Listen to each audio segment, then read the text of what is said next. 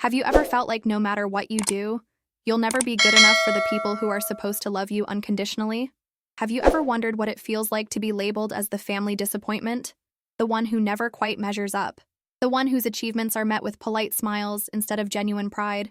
Let me tell you something that might change the way you see your own struggles. This is my story, and I'm sharing it because I know somewhere out there, someone needs to hear that they're not alone in this painful journey. I spent 28 years of my life trying to prove myself to people who had already decided I wasn't worth their expectations.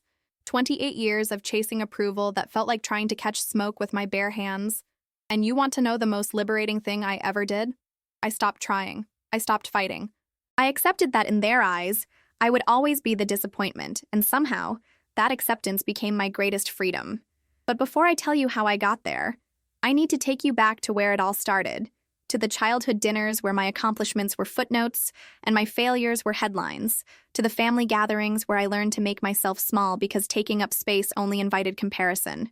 I need you to understand the weight of growing up in a family where love felt conditional, where every conversation was an unspoken performance review, where my siblings' successes were celebrated with champagne while mine were acknowledged with a brief nod and a quick change of subject. I remember being 7 years old, coming home with a certificate for being the best reader in my class.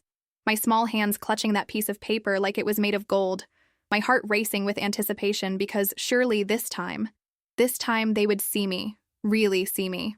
I burst through the front door and my mother was on the phone talking to my grandmother about my older brother Marcus, who had just been accepted into a prestigious summer program for gifted students. I waited, that certificate getting sweaty in my grip, listening to the pride in her voice, the way she laughed and said things like, "Yes, we always knew he was special," and "he gets it from his father's side." When she finally hung up, I held out my certificate, and she glanced at it, said, "That's nice, sweetheart," and then asked me if I had finished my chores. "That's nice, sweetheart." 3 words that would echo through my entire childhood, a polite dismissal dressed up as encouragement. I learned early that in my family, there was a hierarchy of achievement, and I was never going to be at the top of it. My brother Marcus was the golden child, the one who excelled at everything academic, who got straight A's without trying, who teachers loved, and who made my parents beam with uncontainable pride. My younger sister Emma was the creative prodigy, the one with natural talent in music and art, the one who could draw something beautiful without any training, whose piano performances brought tears to my mother's eyes. And then there was me, right in the middle, neither particularly brilliant nor particularly talented, just average in a family that celebrated excellence. I wasn't bad at anything, but I wasn't exceptional either. And in my family, being good wasn't good enough. I tried everything to stand out, to find my thing, to discover that one area where I could shine brighter than my siblings. I joined the soccer team and practiced until my legs ached, only to warm the bench most games while my father barely looked up from his newspaper when I mentioned we had won. I took up painting like Emma, but my work was always interesting, while hers was extraordinary. I pushed myself academically like Marcus, staying up late to study, working with tutors, desperate to bring home that perfect report card. And when I finally did get straight A's one semester, my mother's response was, "See, I knew you could do it if you applied yourself," which somehow felt more like criticism of all the previous semesters than celebration of this one. Every family dinner became a stage where I was perpetually the understudy, never the star. Marcus would talk about his latest academic achievement, and the whole table would lean in, asking questions, offering congratulations, my father's chest literally puffing with pride. Emma would mention a new piece she was working on, and my mother would immediately start planning how to showcase it, talking about frames and lighting and maybe entering it in a competition. And when it was my turn to share something, I could feel the energy shift, the polite but distant attention, the way they would listen just long enough to not seem rude before steering the conversation back to something more interesting.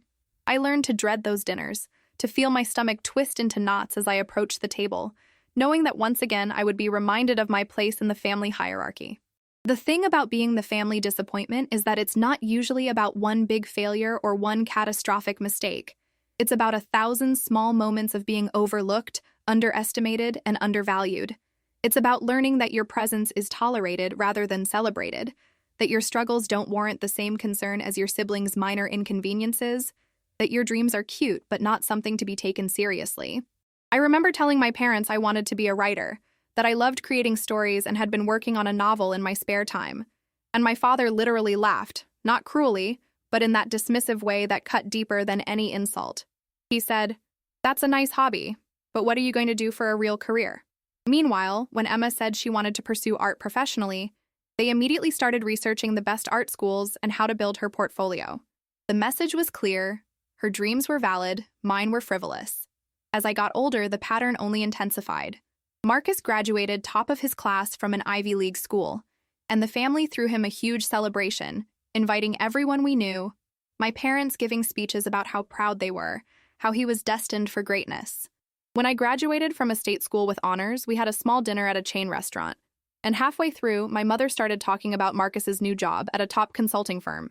Emma got engaged to someone from a wealthy family, and my mother cried tears of joy, immediately diving into wedding planning with an enthusiasm I had never seen directed toward anything involving me.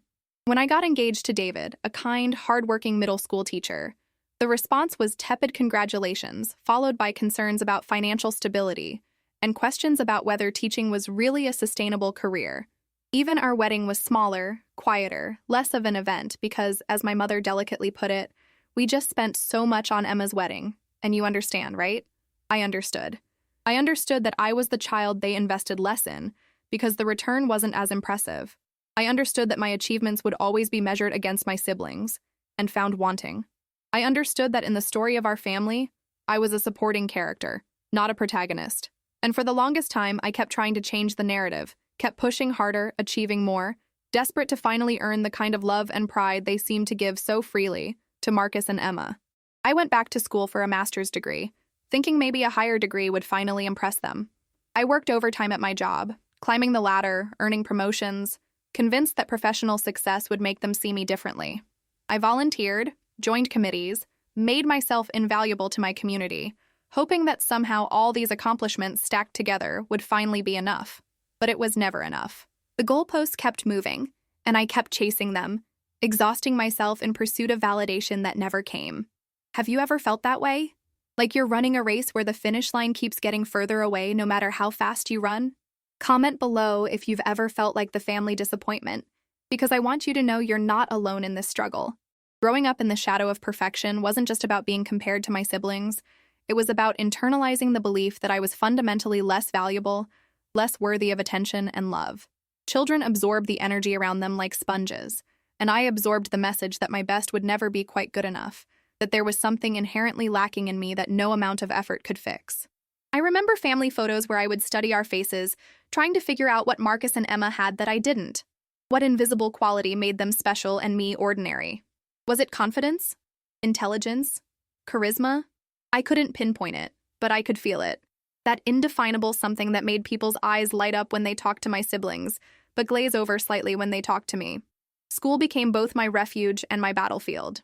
It was the one place where I wasn't constantly compared to Marcus and Emma, where I could be just myself, but it was also where I pushed myself to exhaustion trying to create achievements impressive enough to finally get my parents' attention. I joined every club I could find, took on leadership positions I didn't want, signed up for advanced classes that gave me anxiety attacks because I thought maybe, just maybe, if I could bring home enough certificates and awards, they would finally look at me the way they looked at my siblings. I became obsessed with external validation because I wasn't getting it at home, seeking approval from teachers, coaches, friends, parents, anyone who might tell me I was doing well, that I mattered, that I was worth something. My teenage years were a blur of activity and achievement, but underneath it all was a gnawing emptiness, a sense that no matter what I did, it would never fill the void left by my parents' indifference. I developed anxiety and depression, though I didn't have the language for it at the time. I just knew that I felt heavy all the time, that getting out of bed required enormous effort, that I had become an expert at wearing a mask of okayness, while internally I was collapsing. I couldn't talk to my parents about it because they were always so busy with Marcus's college applications or Emma's latest performance, and the few times I tried to express how I was feeling, the response was something like, "Everyone feels stressed sometimes," or "You're being dramatic." So I learned to suffer silently, to smile through family gatherings while feeling invisible, to celebrate my siblings' successes while quietly grieving my own unacknowledged efforts. The worst part was that I genuinely loved Marcus and Emma. They were good people, kind siblings who never intentionally made me feel inferior. Marcus would sometimes try to include me in conversations, asking about my life, seeming genuinely interested, but even his kindness felt like pity, like he could see how much I struggled to keep up and felt sorry for me. Emma and I shared a room for years, and she would sometimes confide in me about her own insecurities, which I found almost laughable because what did she have to be insecure about? She was adored, celebrated, encouraged in everything she did. But I would listen and comfort her because that was my role in the family. The supportive one, the reliable one, the one who could always be counted on to put everyone else's needs first. I became an expert at making myself small, at not taking up too much space, at not demanding too much attention. I learned to anticipate what everyone needed before they asked for it, to be helpful and unobtrusive, to exist in the margins of our family story. And for a long time, I thought that was love, that serving others and putting myself last was what family meant. But it wasn't love. It was survival. It was my way of ensuring I wouldn't be completely discarded, that I would still have some value even if I couldn't be the golden child or the creative prodigy. College was supposed to be my fresh start, my chance to reinvent myself away from the shadow of my siblings. I chose a school several states away, partly for the program but mostly to escape the constant comparisons, to find out who I was without the weight of family expectations crushing me. And for a while, it worked. I made friends who didn't know Marcus or Emma, who valued me for who I was, not in relation to anyone else. I discovered that I was actually pretty good at connecting with people, at making them feel heard and understood. I found my passion in social work, in helping others navigate their own family traumas and relationship struggles. And maybe it's not surprising that I was drawn to work that involved healing wounds so similar to my own. I thrived in college in ways I never had at home.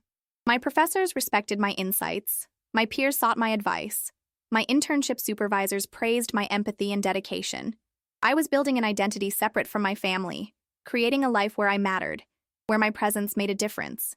But every time I went home for holidays or summer breaks, I would slip right back into that old role, the invisible middle child, the family disappointment.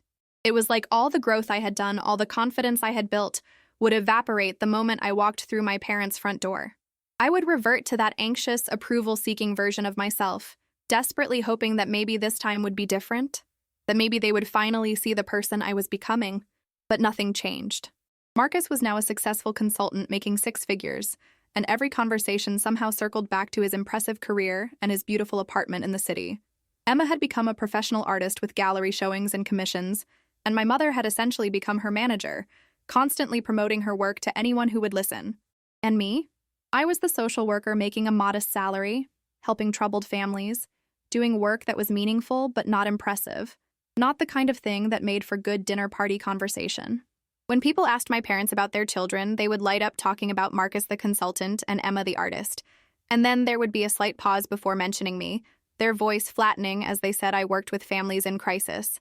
And I could see the moment in the other person's eyes where they mentally categorized me as the less successful child, the one who was nice but unremarkable. I started to notice patterns in how my parents talked about us. Marcus was brilliant and exceptional. Emma was talented and gifted. And I was sweet and helpful, descriptors that felt like consolation prizes, the words you use when you can't think of anything particularly impressive to say. They would tell people that Marcus had just closed a major deal, or that Emma's painting had sold for thousands of dollars. But about me, they would say things like, "She really cares about people," or "She's very dedicated to her work," which sounds nice but lacks the pride and enthusiasm they brought to talking about my siblings.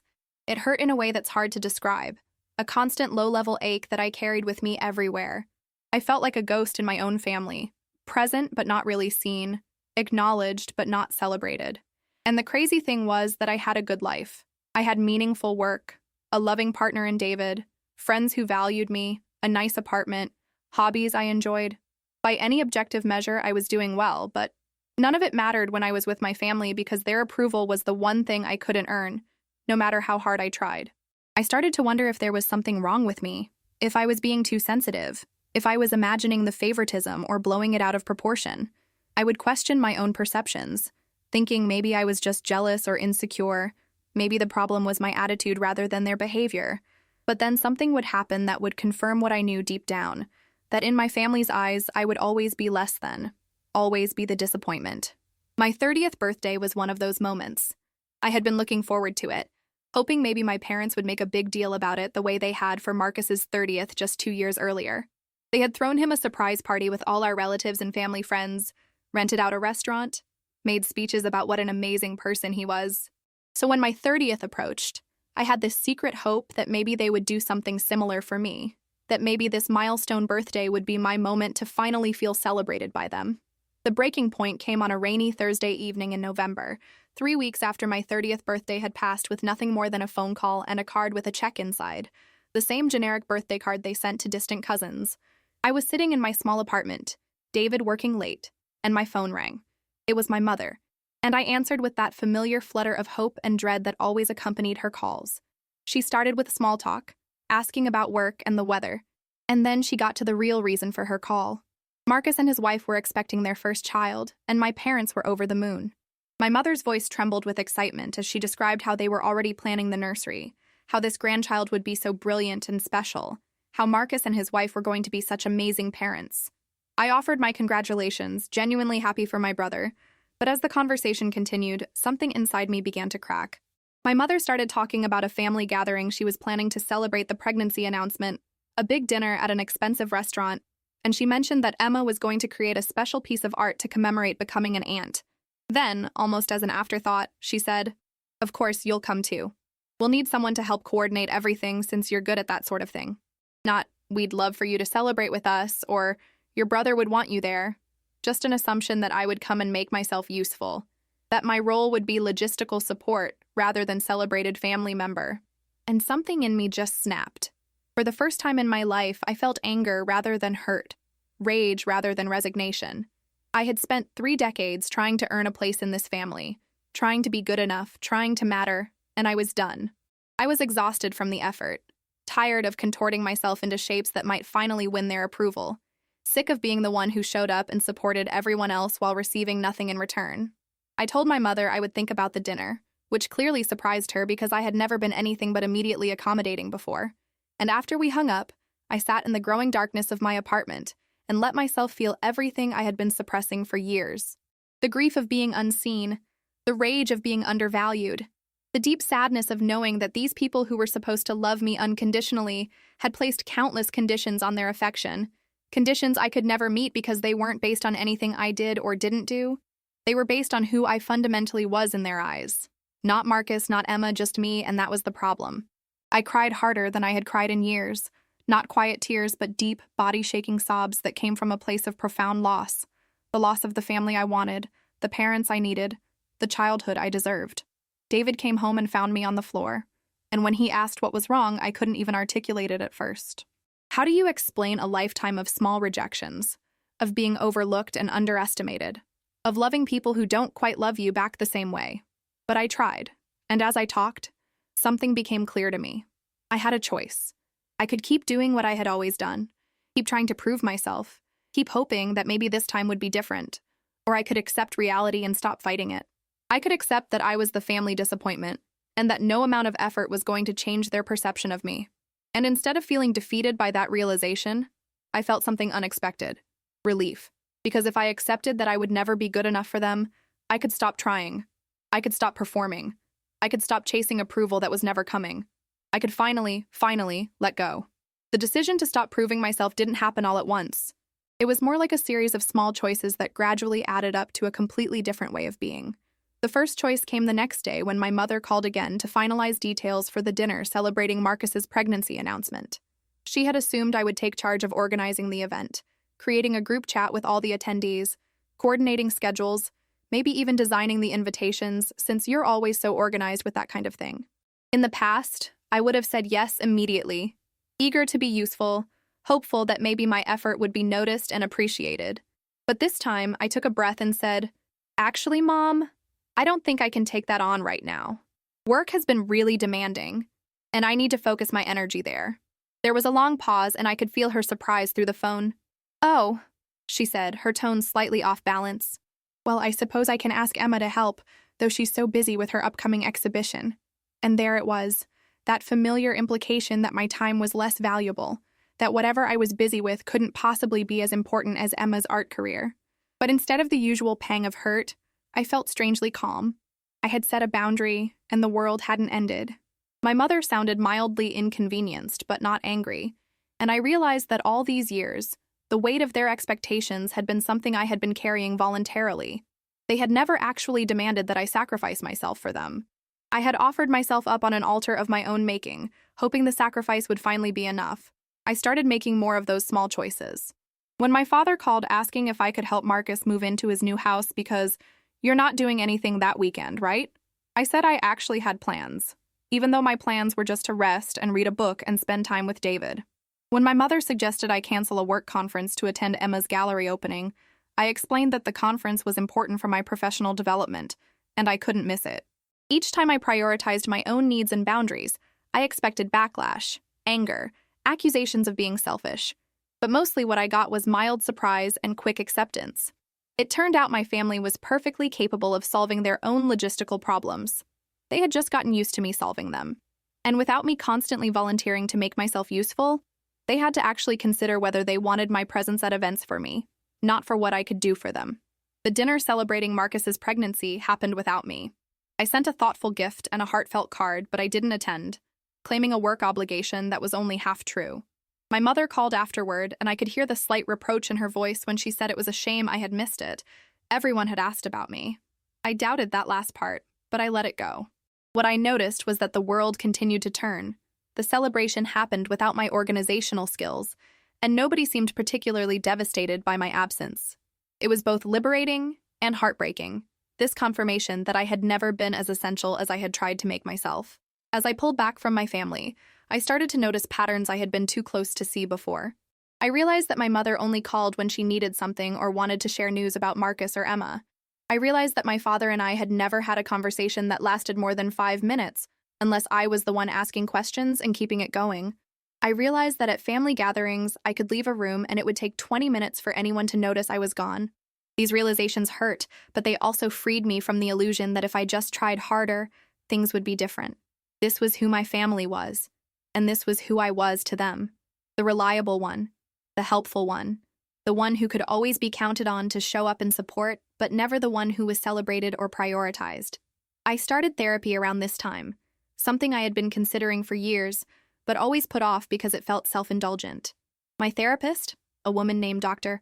Chen, who had a direct but compassionate way about her, asked me in our 3rd session why I kept trying to earn love from people who had already shown me they weren't capable of giving me the kind of love I needed.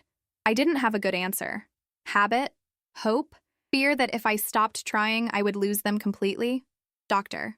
Chen helped me understand that I had been operating from a child's logic. If I could just be good enough, perfect enough, useful enough, my parents would finally love me the way I needed to be loved. But that's not how it works. People love you the way they're capable of loving, and sometimes their capacity doesn't match your needs, and that's not your fault.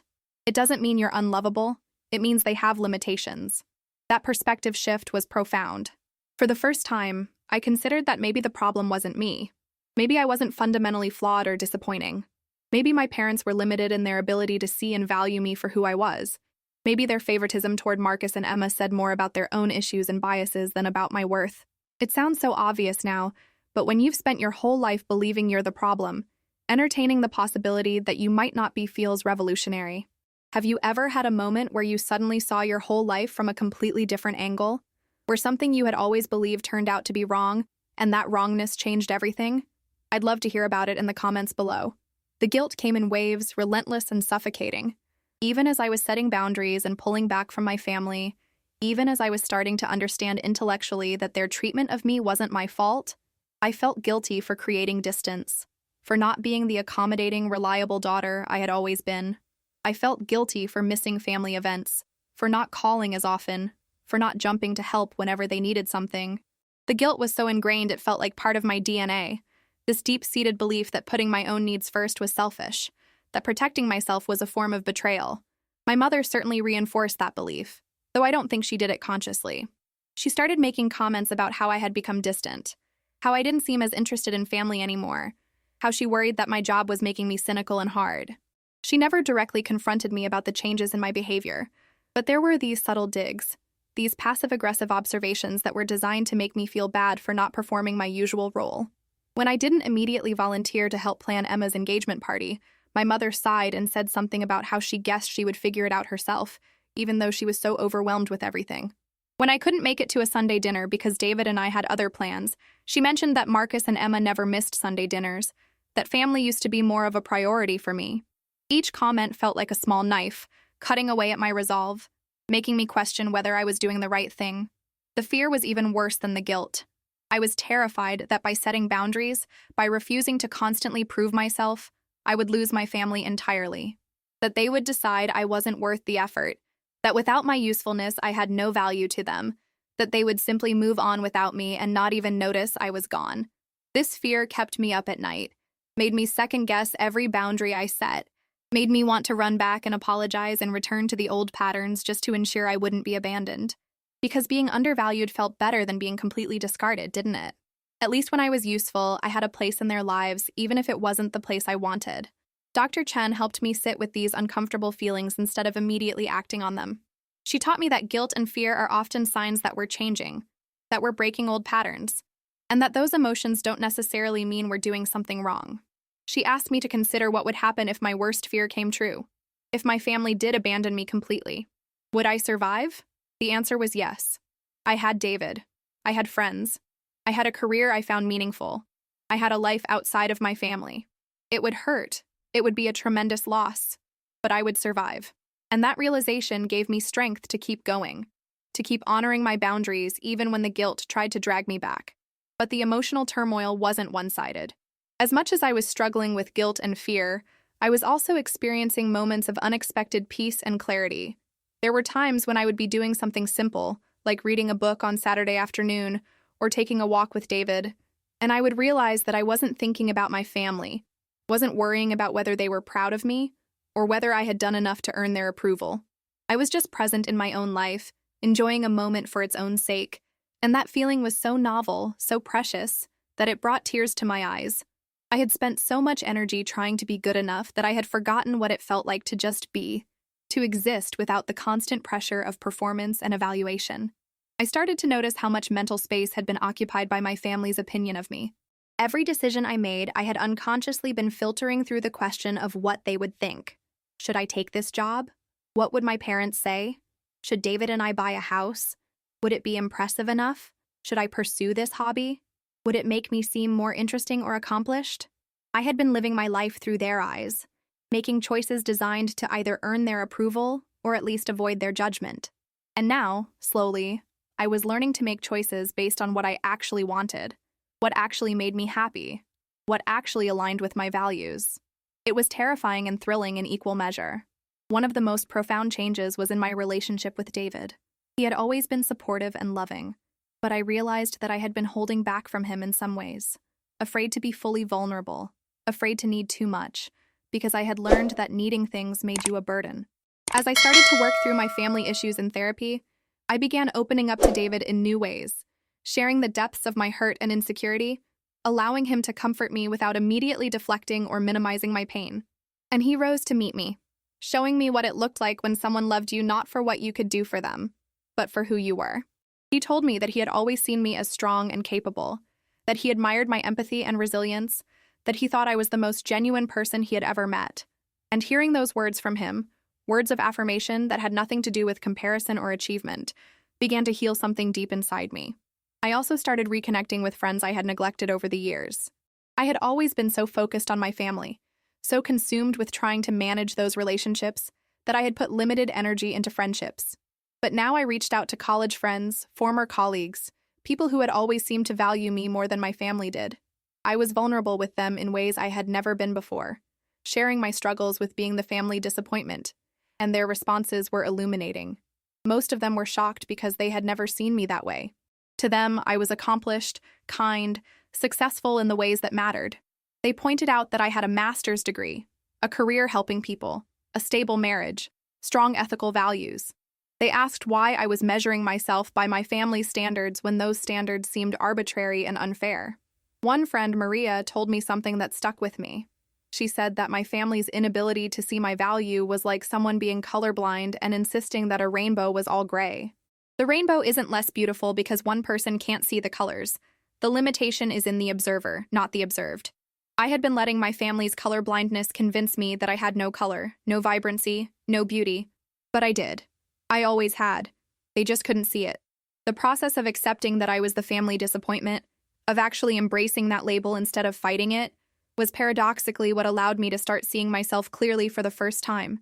When I stopped trying to be who they wanted me to be, I had space to discover who I actually was. And what I discovered was that I liked myself. I was kind and empathetic. I was good at my job and helped families navigate incredibly difficult situations. I was a loyal friend and a devoted partner. I was thoughtful and introspective.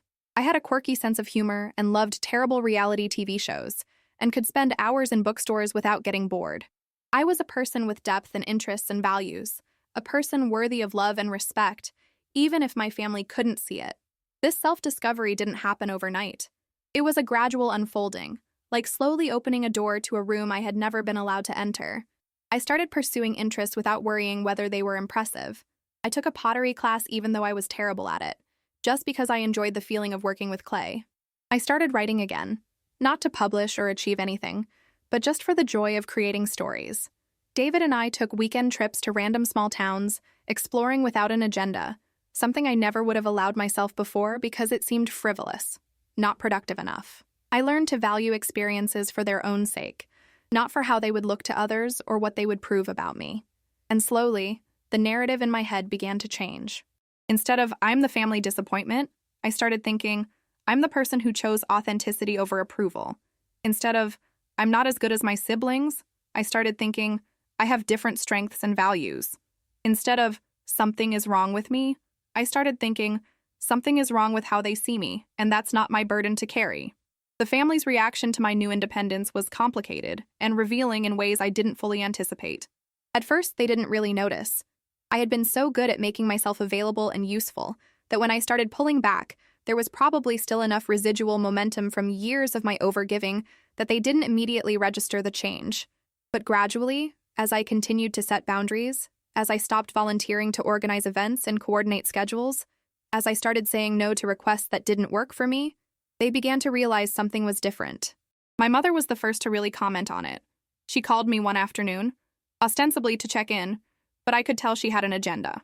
After some pleasantries, she said, "You know, I've noticed you've been pulling away from the family lately. Is everything okay? Are you upset about something?"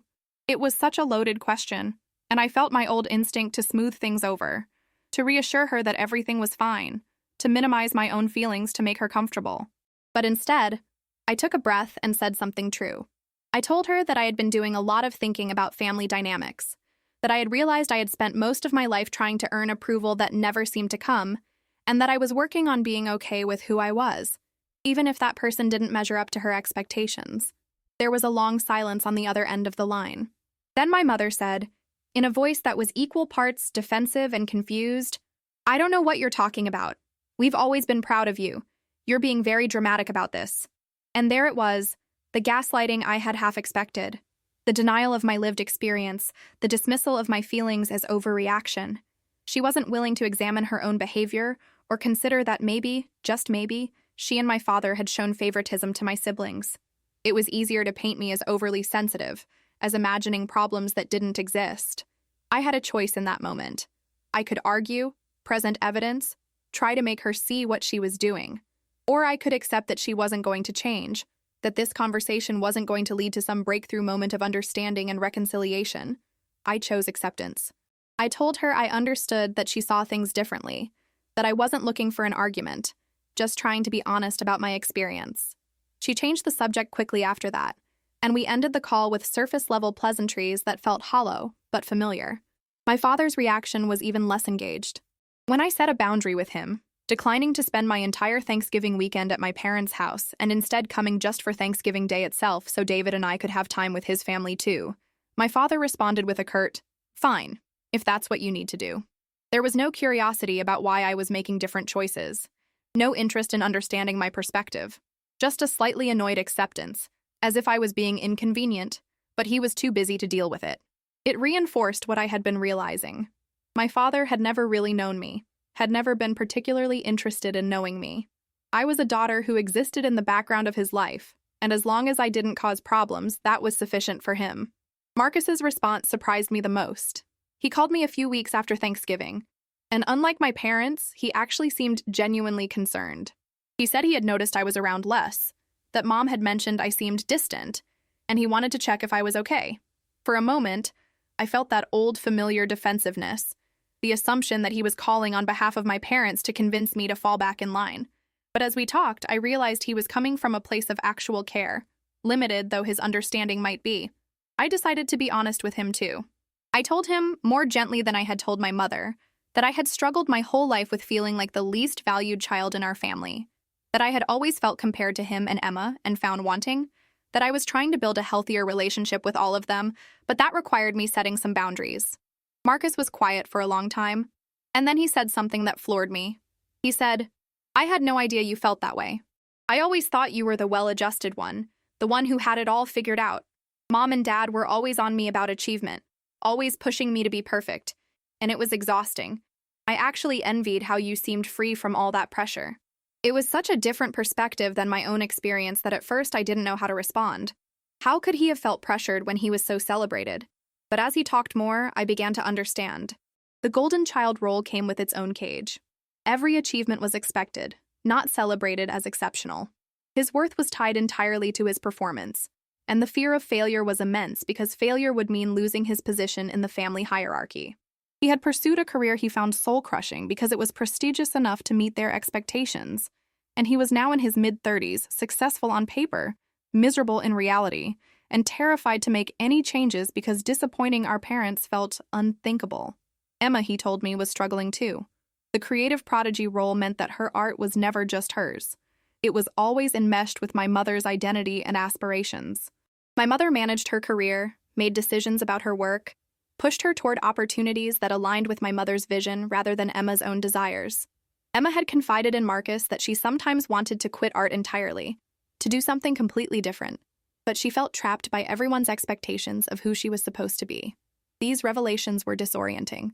I had spent my whole life seeing Marcus and Emma as the fortunate ones, the children who received the love and attention I craved, and it had never occurred to me that their roles came with their own forms of suffering. It didn't erase my pain or make the favoritism I experienced okay, but it complicated the narrative. We were all in different ways struggling with the limitations of our parents' love, with the conditional nature of their acceptance. Marcus and I talked for over 2 hours that night, the longest real conversation we had ever had. We compared experiences, found unexpected common ground in our shared dysfunctional family system, and I felt something shift between us. We weren't just siblings defined by birth order and comparison anymore. We were two adults trying to make sense of the family we came from and figure out how to be okay despite it. He told me he supported my boundary setting, that he thought I was brave for doing it, and that maybe he needed to do some of the same. After that conversation, my relationship with Marcus began to change. We started talking more regularly, actually talking, not just making small talk at family gatherings. He became genuinely interested in my life, asked about my work with real curiosity, wanted to know how David and I were doing. And I found myself able to see him more clearly too, not as the golden child who had everything I wanted, but as a whole person with his own struggles and insecurities. We even started joking about our family's dysfunction, which felt healing in its own way. This ability to acknowledge the absurdity of it all without pretense. Emma was slower to come around. I think my pulling back threatened her more because she was still deeply enmeshed with my mother, still dependent on that approval and support in ways that made any criticism of the family system feel like an attack. When I didn't show up to one of her gallery openings because it conflicted with something important to me, she sent me a long text about how hurt she was, how family should come first, how I was being selfish. I responded kindly but firmly, explaining that I would always love and support her, but I couldn't sacrifice my own needs and priorities to constantly accommodate everyone else's schedules and expectations. She didn't respond to that text, and we didn't talk for a few weeks. But eventually she reached out and we had coffee, and she admitted that my boundaries made her uncomfortable because they made her question her own choices. If I could prioritize myself, why couldn't she? If I could survive my parents' disappointment, what was she so afraid of? We didn't resolve everything in that conversation, and our relationship remained more complicated than my relationship with Marcus. But there was an opening there, a possibility of connection that went deeper than the surface-level sister relationship we had always had. Learning to build my own definition of success was perhaps the most challenging and rewarding part of this entire journey. For 30 years, I had measured my worth by my family's standards: academic achievement, professional prestige, financial success, social status. And by those standards, I was always going to fall short because those weren't actually my values.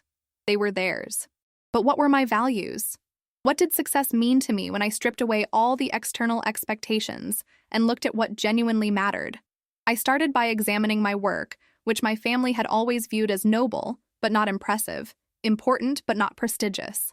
I had gone into social work because I genuinely wanted to help people, because I had experienced my own family trauma and wanted to support others navigating similar pain. And when I was honest with myself, I loved my job. Yes, it was emotionally draining. Yes, the pay wasn't great. Yes, it didn't come with the kind of status or recognition that my siblings' careers did, but I was good at it, and it mattered. And I went home most days feeling like I had made a real difference in someone's life. Wasn't that worth something? Wasn't that actually a more meaningful measure of success than how much money I made or how impressive my job title sounded at dinner parties? I started celebrating my wins at work in ways I never had before. When I helped a family stay together and avoid the foster care system, I let myself feel proud instead of immediately moving on to the next crisis. When a teenager I had been working with for months finally opened up about their trauma, I recognized that, as the breakthrough, it was. When my supervisor praised my ability to connect with difficult clients, I accepted the compliment instead of deflecting or minimizing. I began to see that I had been discounting my own achievements because they didn't fit the narrow definition of success my family valued, but that didn't make them less real or less important.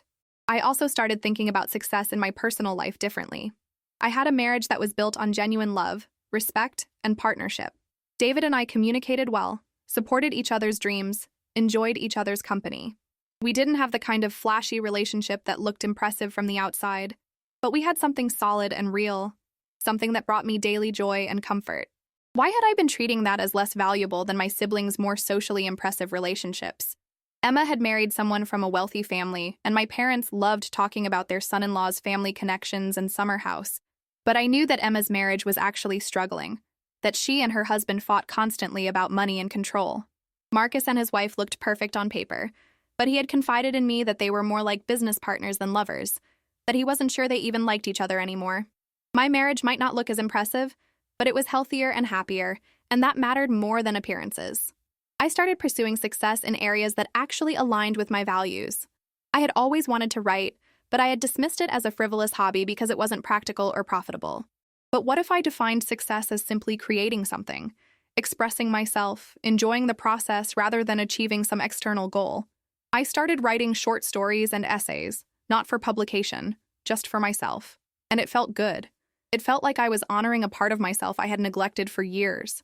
Some of my writing was terrible, some of it was decent, but all of it was mine. And that made it successful by my own definition. David and I started volunteering together at a local community center, teaching life skills workshops to young adults aging out of foster care. It wasn't glamorous, it didn't pay anything, it wouldn't impress my parents, but it was deeply fulfilling. We were using our skills and experiences to help kids who reminded me of myself, kids who felt like they didn't quite fit, who were navigating life without much support. And the gratitude those kids showed us, the progress we saw them make, the relationships we built with them, that felt more successful than any promotion or award ever could. I also redefined success in terms of personal growth and self-knowledge.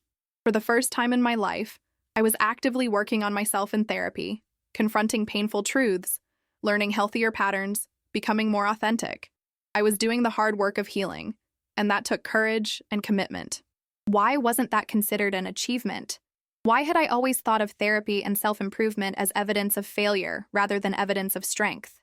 I started seeing my emotional growth as one of my greatest successes, something I could actually be proud of, even if it wasn't something I could put on a resume or brag about at family dinners. This process of building my own definition of success required me to get very clear on what actually mattered to me. Not what I thought should matter, not what my family valued, but what genuinely brought meaning and satisfaction to my life. I made a list: helping others, authentic relationships, personal growth, creativity, learning, making a positive impact, living according to my values, experiencing joy, building a life that felt true to who I was. And when I looked at my life through that lens, I realized I was actually quite successful. I was living a life aligned with my values, doing work that mattered, surrounded by people who loved me for who I was, continuously growing and learning. The fact that my family couldn't see or appreciate that success was their limitation, not my failure.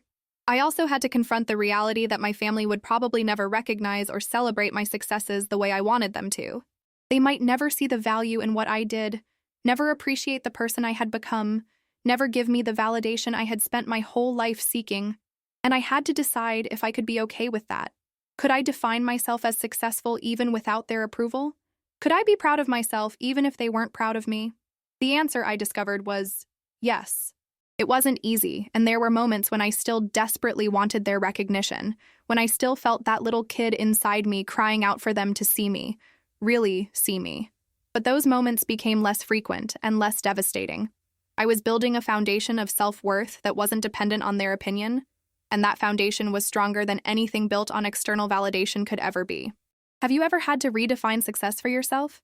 Have you ever realized that what you thought you wanted was actually just what other people told you to want? I think a lot of us are walking around trying to achieve goals that aren't even ours, trying to become people we don't actually want to be. Share your thoughts in the comments, because I'd love to know I'm not alone in this. The unexpected transformation that came from accepting my role as the family disappointment and stopping my constant attempts to prove myself was profound in ways I couldn't have predicted. I had expected that setting boundaries and pulling back from my family would make me feel more isolated, more alone, more disconnected from the people who were supposed to be my primary support system. But what actually happened was the opposite. As I created distance from toxic family dynamics, I found myself with more energy and emotional capacity to invest in relationships that were actually reciprocal and healthy. My friendship circle deepened in ways it never had before. I had always been a good friend, supportive and present, but I realized I had also been guarded, never fully letting people in because I had learned that vulnerability led to disappointment. But now, having done the work in therapy to understand my patterns, having accepted that some people wouldn't be able to give me what I needed and that was okay, I started being more open with friends. I shared my struggles, asked for support, allowed people to help me instead of always being the helper. And my friendships became richer, more meaningful, more sustaining. I discovered that when you stop performing for people who will never appreciate the performance, you have so much more to give to people who actually value you. My relationship with David reached new depths of intimacy and trust. He had always been patient with my family issues, supportive without pushing. But now I was able to let him fully into my emotional world in ways I had been too afraid to before. We talked about everything: my pain around my family, my fears about never being enough, my slow journey towards self-acceptance. And he shared his own struggles and insecurities in return, things he had held back because I had always seemed so focused on helping others that he didn't want to burden me with his problems. We became true partners, not just in the logistical sense of sharing a life, but in the deeper sense of being fully known to each other and loved anyway. One of the most unexpected transformations was in my career. I had been working in social work for years, doing good work but always feeling slightly apologetic about it, as if I needed to justify why I had chosen this path instead of something more prestigious. But as I stopped measuring my career against my siblings' careers, as I started valuing my work for what it actually was rather than how it looked to others, I became better at my job. I was more present with clients, more confident in my expertise, more willing to advocate for what I thought was right, rather than deferring to others. My supervisor noticed the change and offered me a promotion to lead a new program focused on supporting families dealing with intergenerational trauma. It was exactly the kind of work I was most passionate about, and I accepted it with genuine excitement rather than immediately wondering whether it would impress my family. The transformation wasn't just external, it was deeply internal. I noticed I was thinking about my family less, that they no longer occupied the central space in my mental and emotional landscape. Where I used to spend hours ruminating about our last interaction, analyzing what they said and didn't say, worrying about how I had come across, now I might have a phone call with my mother and then move on with my day without obsessing over it. They had become a smaller part of my life, not because I didn't care about them, but because I had stopped making their opinion of me the most important thing in my world. I also noticed changes in my physical health. I had struggled with anxiety and stress-related issues for years. Tension headaches, digestive problems, insomnia, a general sense of being wound too tight. As I released the need to constantly prove myself, as I stopped carrying the weight of my family's expectations, many of these physical symptoms improved. I slept better. My stomach stopped hurting all the time. I had more energy. It was like my body had been holding all that stress and tension, and now that I was letting go emotionally, my body could let go too. Perhaps the most profound transformation was in how I saw myself. I had spent my entire life viewing myself through my family's eyes, seeing myself as the disappointing child, the less impressive sibling, the one who never quite measured up. But as I stopped performing for them, As I stopped trying to be who they wanted me to be, I started seeing myself more clearly. And what I saw was someone I actually liked. I saw someone who was kind and empathetic, who worked hard at something meaningful, who had built a good life with good people. I saw someone who had been incredibly resilient, who had survived years of feeling undervalued, and had still managed to become a decent, caring person. I saw someone with flaws and limitations, sure, but also with strengths and qualities worth celebrating. I started treating myself with the compassion I had always extended to others but withheld from myself. When I made a mistake, instead of spiraling into self-criticism and shame, I talked to myself the way I would talk to a client or friend. You're human, you messed up, it's okay. What can you learn from this?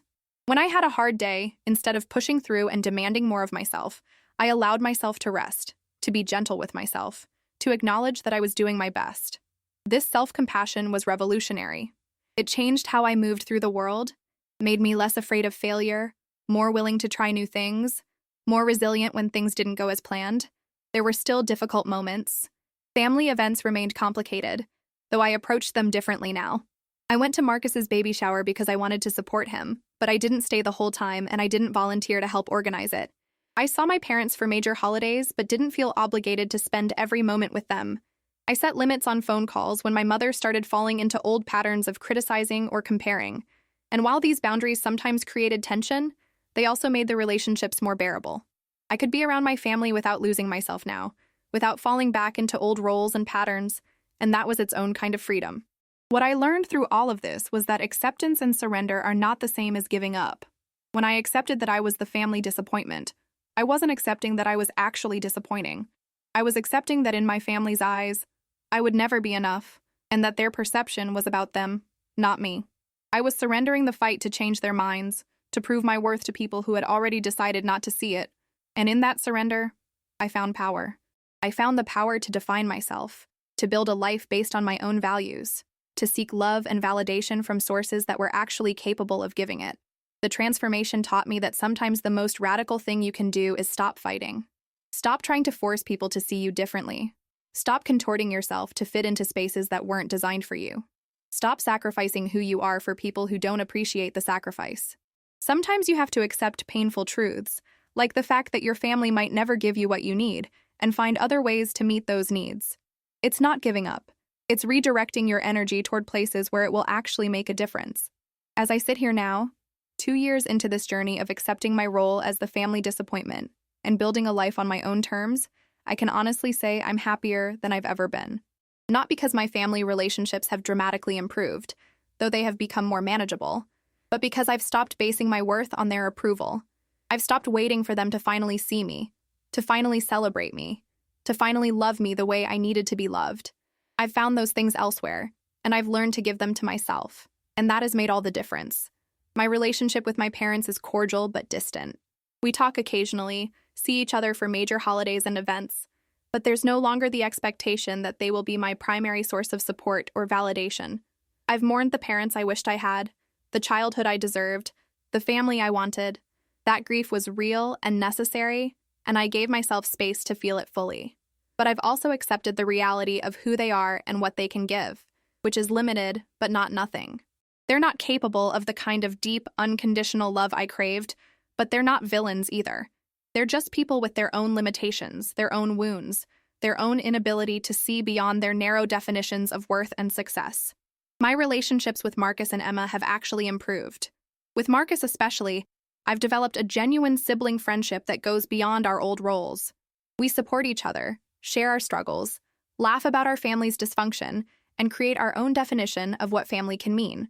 Emma and I are still working on our relationship, still navigating the complicated dynamics between us, but there's more honesty there now, more willingness to see each other as whole people rather than just siblings competing for scraps of parental approval.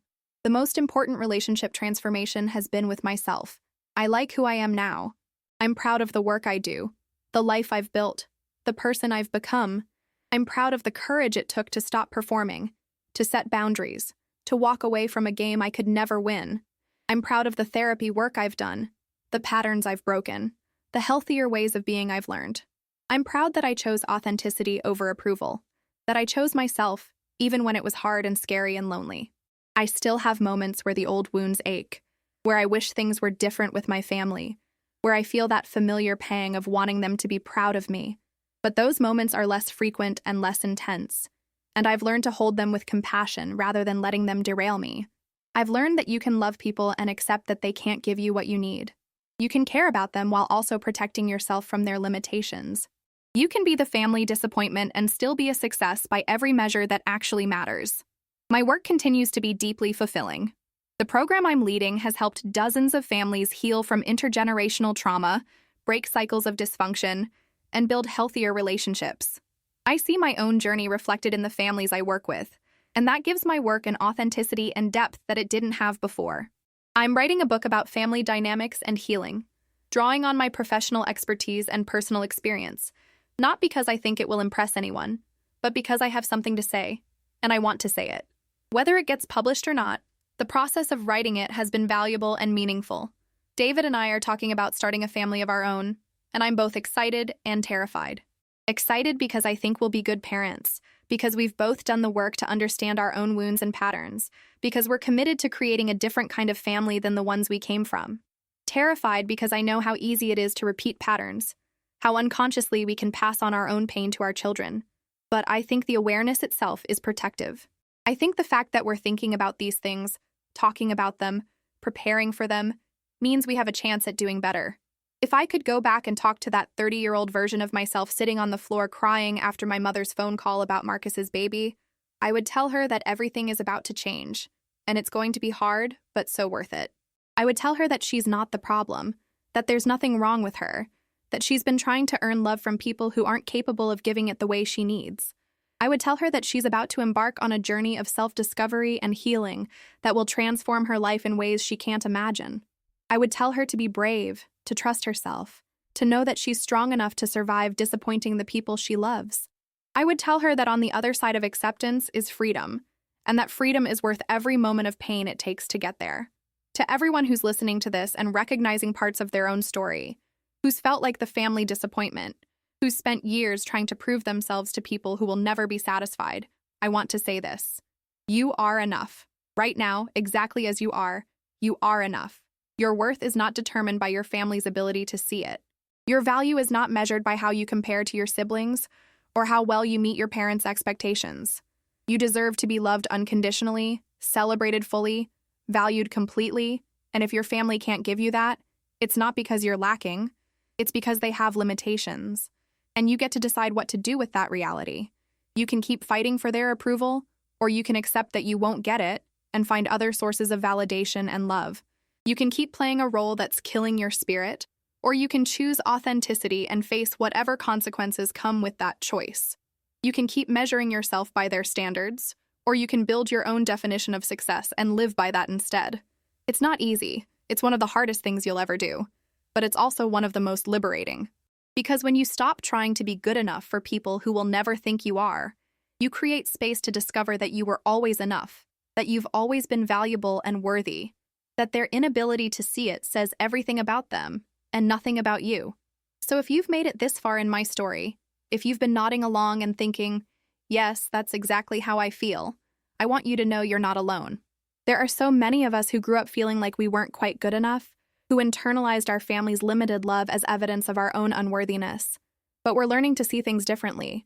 We're learning to value ourselves even when others don't. We're learning to build lives that reflect our own values rather than chasing someone else's approval. We're learning that being the family disappointment doesn't mean we're actually disappointing. It just means we're different than what they wanted, and that's okay. Have you been through something similar? Have you struggled with feeling like the family disappointment? Or have you successfully built your own definition of success independent of your family's expectations? I'd love to hear your story in the comments below. Share what resonated with you, what you're struggling with, what you've learned. Let's create a community where people who feel unseen by their families can see each other, where we can celebrate each other's wins even when our families won't. And if this story touched your heart, if it helped you feel less alone in your struggle, please leave a like. It helps other people who need to hear this message find it. Subscribe to Living Through It for more stories of real people navigating real struggles and finding their way to healing and authenticity. Hit that notification bell so you don't miss future stories. And remember, you are not the problem. You never were. You're just trying to be yourself in a system that wanted you to be someone else, and choosing yourself over their expectations is not failure. it's courage, it's growth, it's the beginning of real freedom. Thank you for listening to my story. Thank you for being here. And remember, you are enough exactly as you are.